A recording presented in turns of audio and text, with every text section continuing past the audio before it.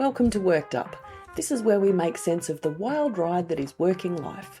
We tackle the experiences that bring out the best in us and occasionally the worst. You'll find practical advice you can actually use, helping you to start taking action on whatever's got you worked up about work.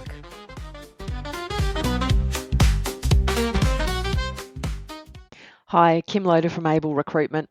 If you've been thinking about applying for a new role but you still haven't updated your CV or applied for anything or even properly started looking, this one's for you. You might be putting off getting started because you just don't know where to start. Maybe you're lacking some confidence in your skills or capabilities. Maybe you feel you're so overworked that you just don't have time to take on another project, especially if you don't have a plan. So why don't we go through some of the biggest reasons that I see people putting off that job search, and then I'll help you with what you can actually do about each one. The first one is you just don't feel ready. This might be because you've just got a vague sense that there are a few things that you need to pull together in order to start that search. And so there's a few components that go into that, and some of those we're going to talk about today. You might not be quite sure about what that next role looks like. You might have a bit of a fear of the unknown around what will the new company be like, what will the people be like. Perhaps you haven't been for an interview in a while. Perhaps your resume isn't up to date. Maybe you are putting off a job search because you know that you need to write a cover letter and that seems like a chore. Could be that you just don't have a good sense of what's out there, what's available and what's relevant, and what would be a good fit for you going forward into that next role. There could be big questions that you have for yourself, such as what's driving this job search? Is it around not feeling satisfied and content or happy or challenged in your current role? If that's the case, maybe there are more questions that you need to sit with and come up with some answers, as those might be able to be addressed if you know exactly what you're dealing with. Maybe you don't need to leave. You might be able to sort those things out in the current role. So let's assume that you've been through those sorts of questions and you know that you're not going to be able to satisfy whatever it is that you're looking for by staying in your current role. You know that you want to move on and there are some things that are getting in your way. Let's move on to some of those. So number 2 is my resume isn't up to date. Updating your resume can seem like an absolute chore. There are some people who do update their resume every time they change a job. Most people don't. It seems like a big job, especially if you don't know how it should be formatted, what people are looking for. And if you're feeling like it's going to be this unpleasant activity that you have to do, probably the last thing that you feel like doing when you get home from work after a long day, or spending time doing that on the weekend when we're all busy with trying to have a social life, running kids around. You're taking care of the lawn mowing and the housework, and all of these things are just contributing to having that feeling that there's no time. Why would you want to spend it doing something that's unpleasant, such as updating your resume? That's how people end up just perpetually putting off their job search. So what's the solution for feeling like your resume isn't up to date and perhaps that's holding you back? If you're not completely starting from scratch, you probably already do have a CV that you used to get your current role. So all you really need to do is update it. Just go in there and make sure that you put your current job, put the company, your title, and the date, put your bullet points in the same sort of context and format as you have for the previous roles. Obviously, update anything basic, like if you've changed your email address or your phone number, quickly change that. And then importantly, have a look at the section that you probably have right up the very top of your CV. If you don't have it, you can put it in there. This is called a professional summary. Sometimes people call it career objectives. So you just have a paragraph in there explaining what it is that you're looking to do and why that's relevant for you. That's probably something that may have changed since the last time you applied for a role. Do those basic things. You might not have a perfect CV at this point, but you do have something that's current and that you can use if someone says to you, hey, I heard such and such is hiring for an underwriter, a broker, a claims person, whatever it is that you're going for. You don't have to say, oh, give me until midnight to stuff around doing this CV and being stressed about it. If you then want to spend a little bit more time tidying it up, making sure that it looks as good as it possibly can, use a template, use AI. I'll put some information about how you can contact us and get a copy of a template if you would like the one that we recommend. It's an Able Recruitment one that we put together. It's specific for the insurance industry, but still generic enough that you can change a couple of things if you work outside of insurance. The other thing that you can do is ask a recruiter, such as myself, to have a look at it. I don't mind looking at someone's CV. If you work in insurance and you and I are potentially going to work together to help you in finding a job, then I'm more than happy to look at your CV and give you some feedback. We're going to help you to represent yourself as best as you possibly can, and the CV is part of that. There's nothing wrong with using AI, as I mentioned, as long as the information that you give the AI is yours. All of that, all you're getting that AI to do, you're just using it as a tool. You know what though? I actually think it's quicker and easier to just grab a template and fill in the blanks. By the time you tell AI what to do and you are and going backwards and forwards, I feel like you may as well just do it yourself, especially with something that it probably is going to be a much quicker job than you're actually envisaging. Just one last point on CVs. Don't agonize over every word. You can use a thesaurus, you can use AI for that. It doesn't matter that you don't have the exact right word that you might be looking for, or the exact right phrasing that you're wanting to use. It's more important that you've got the basics there. The purpose of the CV is never going to be to get you the job offer. The purpose of the CV is just to get you in front of the person who could give you that job offer. They want to see you are relevant and you've got the right experience and that you are someone that they should be talking to. If you are using a template that you've found on the internet, check what kind of formatting the template has got.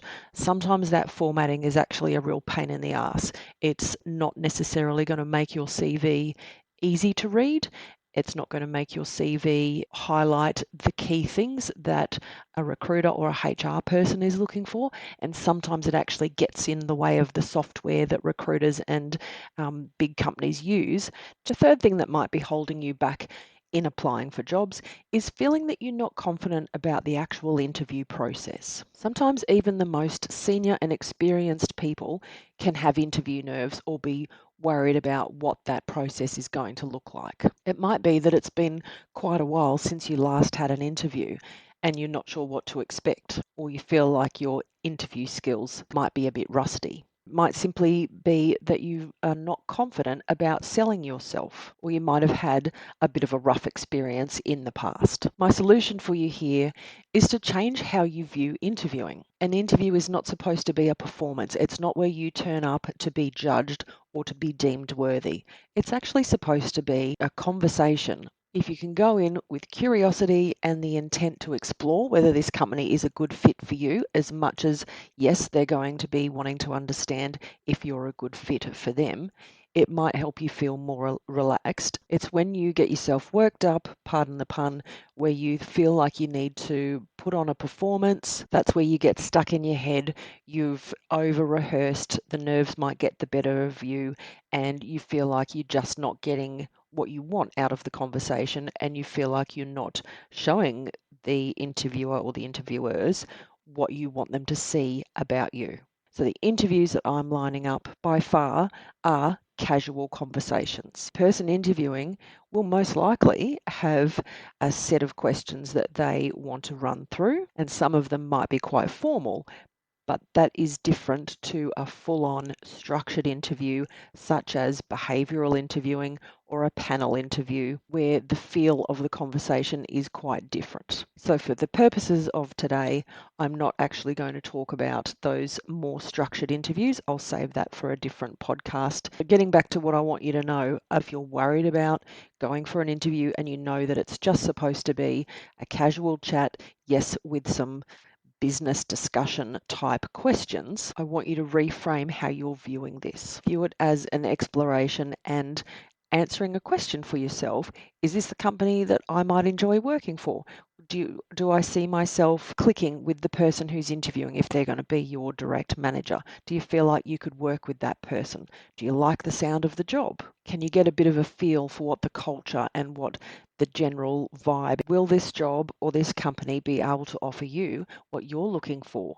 Thinking back to those reasons that we talked about earlier, what's driving your job search? Can you get a sense of those things being taken care of if you were going forward for this role? And if you don't get a sense of that through the interview, you can have some questions lined up for yourself that you'll ask at the end. In addition to reframing how you're viewing this whole thing, the other part of it is definitely managing your nerves and managing your mindset. As I said, it's not entirely unusual to go into an interview and feel a little bit nervous or to have sweaty palms or to be worried about coming off the way that you want to. Giving a good impression and maybe getting the offer because this is something possibly that you really want. So when you've got a vested interest in it and you really want it to work out, it's absolutely normal to be feeling a little bit anxious or nervous about going into that conversation. Now, every person is different as to what is going to help them to lower those nerves and to feel more calm when they walk into an interview. Here are some suggestions for you. Some people might need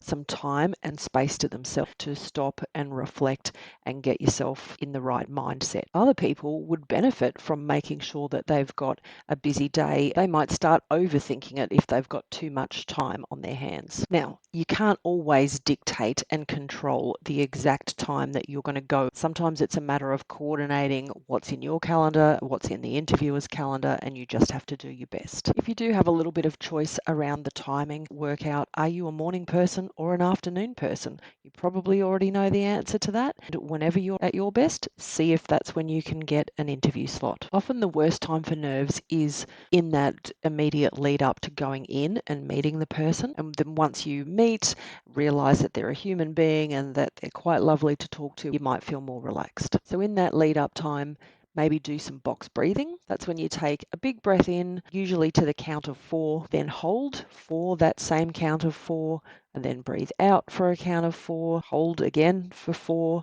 before you breathe in again. Do that a couple of times. Something else that I think is really useful is expecting to have a good conversation and everything's going to go well. I don't know why that works, but it seems to. The final piece to this is feeling prepared. Now, I want to use a bit of caution here because when people have practiced over rehearsed answers, it becomes obvious. It seems forced, the conversation doesn't flow, and it just gets a bit awkward.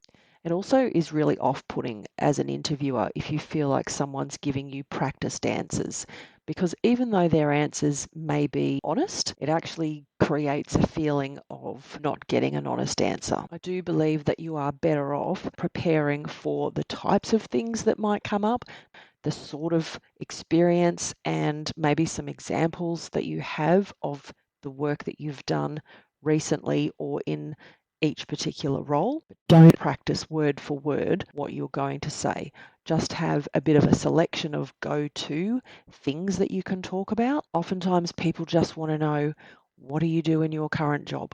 What does your day-to-day look like? They want to get a sense of the volume, types of clients that you're dealing with, of how much responsibility do you have? So often, all you're talking about is what you really already know, what you're comfortable with because you're doing it every day. It's not about trying to impress. They can see what you bring and what you're interested in, what you're naturally good at without trying. Okay, we're up to number 4, and that is, what if the grass isn't greener on the other side? You might be a super cautious person. Maybe you're thinking, it's better the devil you know. Not every job is going to be better. And if you've had a bad experience before, it can make you hesitant to move again. And that all makes perfect sense because there's things that are probably already working for you. I'm sure not everything is bad or negative in your current role. And even if things are good and you're just looking for better, that can be even more tricky to know when is the right time to move on because you don't want to jeopardize what you've already got. So here's the solution to stop you going in endless loops and continuing to procrastinate. I think the answer here is you need more information and you need to know what is your decision going to be based on each data point. This is when you would want to be really structured around figuring out what is it that you're looking for. Make sure you understand what your values are. I truly think that Making sure you understand what those values are is something that's often overlooked and underrated. We actually have a structured exercise that we work through with all of our candidates and with our clients to help understand what are the values and where do they line up. If you're somebody who values, for example, freedom and autonomy, and you're interviewing with a company where the role sounds great and the people are really good, but you work out through the process that that position doesn't actually have a lot of flexibility or autonomy, it means that you're going to need to ask more questions, maybe negotiate, maybe understand a little bit more. You'll definitely have a gut feel when all of this is put together and you're understanding what's the job, what's the leadership like, what's the culture, what are the expectations of this role, what are the hours, what are the flexibility, so turnover, like what's the consistency and stability like in the role, what are growth opportunities, all of the different things when you put them in combination and then overlay that around what are your own personal values, what do you care about the most, it'll make it much easier to make a decision. So spend some time thinking about what those values are, what's working in my current role and what isn't. What do you want more of? What do you want less of? Oftentimes this can be family based as well. Sometimes people might go for one particular job if they were single and didn't have any restrictions or commitments, and in another situation when they have a family or they're in a particular location that directly influences what's just going to work for their life. So you need to be realistic about those things. The last point on this one is don't assume. Sometimes on the surface, a role or a company might seem something that you expect it to be. You can make a quick decision and shut something down that might otherwise be a good opportunity. Conversely, you might assume that a role is going to be the exact thing that you want, only to find later down the track that maybe you made some assumptions rather than asking questions and gathering some more information in that early stage, taking opportunities to state what it is that's important to you and really understand exactly what's on offer and how's this thing going to work. Here's the fifth reason that you might be putting off that job search. It's true, job hunting does take some time, so only you're going to know the right answer here. You need to understand, am I putting off this job search because there are some things that I just don't want to deal with? Is it really about I don't have time, or is it about something else? Well, how much time does it take to job search? We can certainly have a look at what are the components and what is that likely to entail. Starting with getting your CV up to date and maybe updating your LinkedIn profile. That's going to take, depending on what your starting point is, maybe an hour, maybe a couple of hours, I think, at the outside. If you are a perfectionist and a procrastinator, potentially that could blow out longer. This might be a good one to give yourself a time limit and maybe get some help with it. You might spend some time talking to someone like myself, a recruiter that you might already have a relationship with in your particular industry that specialise, and decide who it is that you trust and you want to work with. That can take maybe, let's call it a few LinkedIn messages or emails, messages, maybe a short phone call, and then perhaps an interview, like an intake interview might be half an hour or so. You absolutely want to put in enough time if you're going to work with a recruiter to make sure that they understand what is really going to work for you and to help them to help you. The more information we have, the better. Just simply sending a LinkedIn message to a recruiter where you don't have a pre-existing relationship and saying, I'm on the look for this kind of job, let me know if you see anything. I mean, that's great. We can definitely put you on the list of people that maybe we'll talk to. But if we have already spent some time with you and understood what are your drivers and what are your interests and what is your skill sets, it means that you actually go higher up the list. Then there's a little bit more time discussing any roles that come up. That doesn't have to be a lot of time, maybe a couple of hours all up there. You might spend some time setting up an alert on Seek or setting up alerts with the companies that you're following. You can go on and have a look at what's on their careers page. Then there's the actual interview with the roles that you've applied for if you're invited in. If they're not Zooms or Teams interviews, allocate time for to and from. We're up to certainly a few hours at this point. And then there's going to be time once you've got that job offer to consider the role. Now, here's a hot tip that will save you some time. If you go through this process understanding really clearly what am I looking for and what am I going to be able to accept and what is not going to meet my criteria, you can go into an interview being really clear, asking the right questions to make sure you're not making any assumptions around what's the job or what's the expectations. You can get to the end of that interview and know, do I want to accept this role if it was offered to me? If you're going to wait until you get an offer before you even start thinking about, would I accept this or not, you've probably wasted some time and causing yourself a bit more angst. I suspect that if you're thinking, I don't have time, I'm sure that you are busy. I'm sure that there is lots going on, but I'm also pretty certain that you're probably avoiding a decision. And that's why I'm saying go in super duper clear about what am I looking for, because that's going to take pressure off the decision making. So to wrap up this point, if you're saying things like, after I come back from holidays, after Christmas, after the end of June, after this happens or that happens, or just ask yourself, am I avoiding this, or is this really actually something that is going to stop me from putting in a bit of time in just doing one thing at a time? You don't need to do it all at once.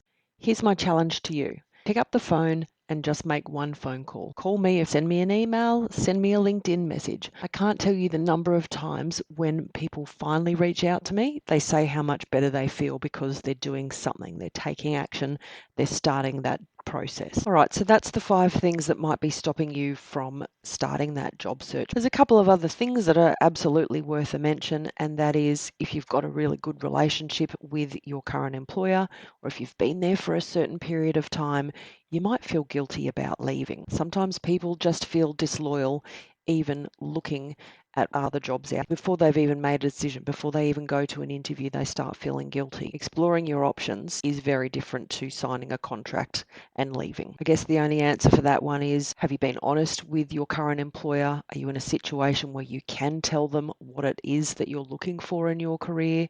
And do you really know, can they offer that? Or are they not able to offer that? If you're looking at changing jobs just because you're avoiding a hard conversation, that might be something to have a very good think about. And then the other final point that I wanted to touch on is sometimes people just really, really dislike change. I think all of us can fall into that trap of being creatures of habit. As we said before, when things are working well enough, it might be comfortable to keep going the way that you are. But if you're thinking to yourself, I really would like to go after a new job, or there are things that I want to change, and if it's important to you, I think that's worth addressing. Maybe start by going back to the things that we talked about in terms of what are my values and what are the things that I really need to see happen. You can write those down. You can talk to a friend or to your partner or someone that you trust. You can call me. A big part of my job is to listen to people and is to help them figure out, is now the right time and what is out there? Are there things that would be better in the big scheme of things? Are you actually already in a really good position and maybe you can adjust some other things so that you get what you're looking for? So in finally wrapping that one up, maybe remember this quote. It goes along the lines of, if you don't change, nothing changes. It's so true. Complaining about things and bemoaning things doesn't actually do anything. Okay, so we've covered a fair bit of ground and I hope that some of that has been helpful to you. If you have been putting off your job search, it might just be that you have allowed lots of different things to accumulate and you're seeing it as one big, messy, vague sort of problem.